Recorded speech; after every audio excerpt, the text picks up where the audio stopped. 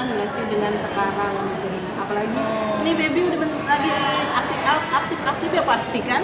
Jadi macam ya pasti ya, karena aku kayak ninggalin mereka sama babysitter aja juga belum belum berani, jadi kemana-mana selalu dibawa dua-duanya.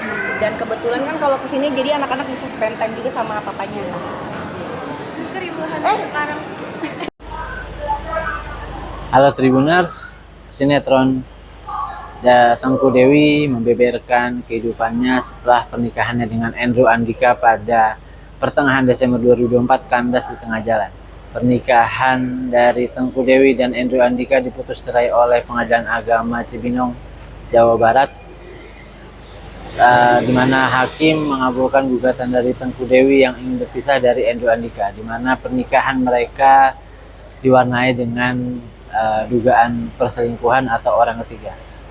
Tengku Dewi mengakui 5 bulan menyandang status janda, ia melalui sebuah kehidupan yang sangat berat, di mana dirinya harus mencari nafkah untuk membesarkan kedua anaknya.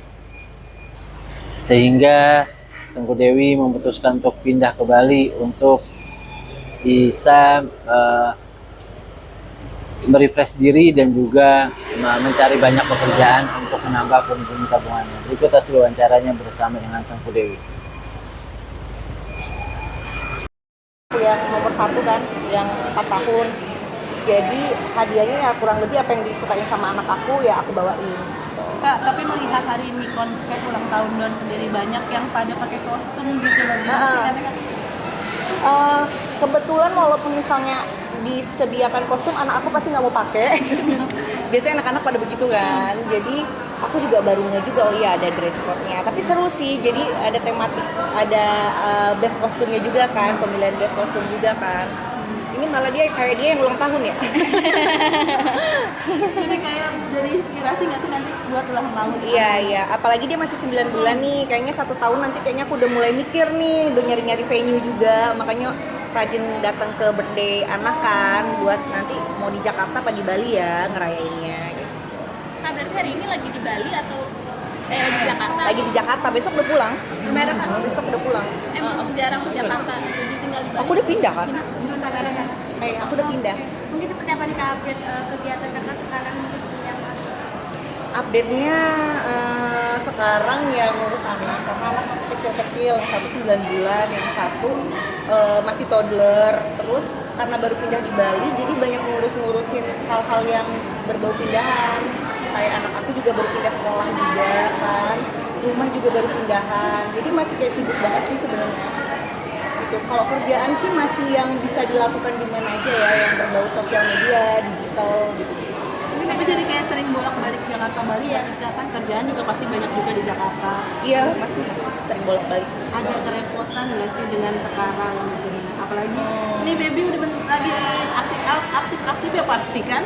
Jadi macam ya pasti ya, karena aku kayak ninggalin mereka sama babysitter aja juga belum berani, jadi kemana-mana selalu dibawa dua-duanya. Dan kebetulan kan kalau kesini jadi anak-anak bisa spend time juga sama papanya. Keribuhan sekarang. Dia lagi bilang, Jakarta udah ketemu papanya belum? Udah, kemarin nyampe langsung sama papanya dulu pas aku kerja. Ini baru dibalikin nih. Tapi bapaknya sendiri Udah kayak apa ya? Ya satu pengalaman baru juga sih buat aku ya, tapi ya belajar lah untuk supaya bisa ke depannya co-parentingnya juga enak ya. Berarti sekarang emang menerapkan bagi waktu sama ayahnya sendiri walaupun kakak di Bali. Jadi pas papanya tahu aku mau ke Jakarta, dia udah langsung kayak, anak-anak boleh nggak dibawa aja dan bisa sama aku, jadi kamu bisa kerja. Oke, bilang kayak gitu. Karena emang udah lama juga nggak ketemu kan, terakhir ketemu tuh 3 minggu yang lalu, papanya yang ke Bali. mungkin pengalaman sendiri tinggal di Bali seperti apa sih? Mungkin lebih healing kah atau lebih tenang atau seperti apa? Yang pasti lebih nggak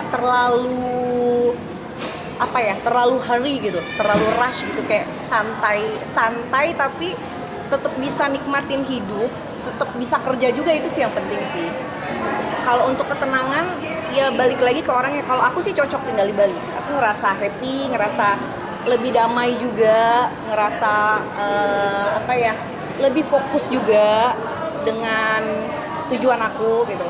Berarti akan menetap di sana seterusnya atau masih berpikir untuk menetap di sana?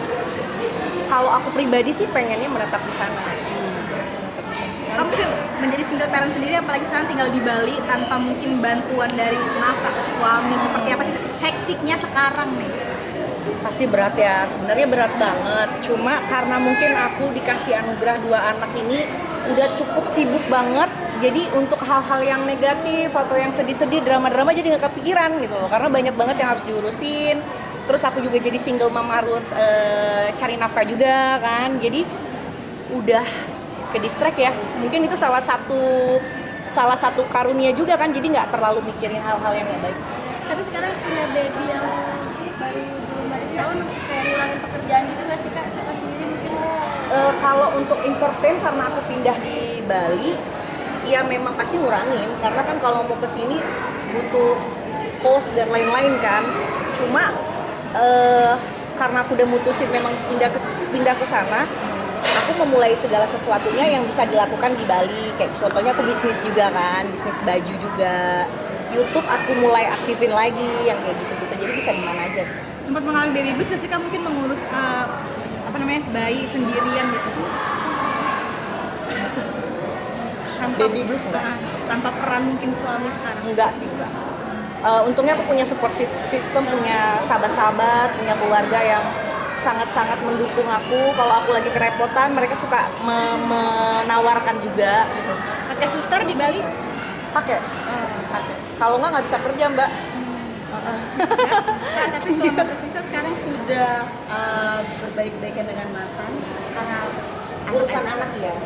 Tapi ya sebisa mungkin karena statusnya emang udah berpisah, udah divorce secara resmi hukum juga, jadi aku batasin komunikasinya ya. Kalau bisa jangan sampai ada hal-hal yang di luar anak lah gitu loh.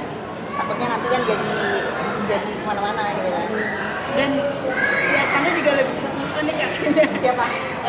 Ayah dari anak-anak. Oh iya, ya alhamdulillah ada yang ngurusin kan jadi dia. Alhamdulillah, ambil positifnya aja sih. Seneng sih kalau dia ada yang ngurusin, ada yang ngarahin ya. Jadi aku juga bisa fokus sama diri aku juga. Dan kakak sendiri nggak pengen membuka hati juga untuk saat ini apa gimana? Sekarang belum kali ya, karena anak masih kecil-kecil. Tapi kedepannya kan nggak tahu ya, namanya jodoh, namanya rezeki segala macam kan udah Allah yang ngatur ya.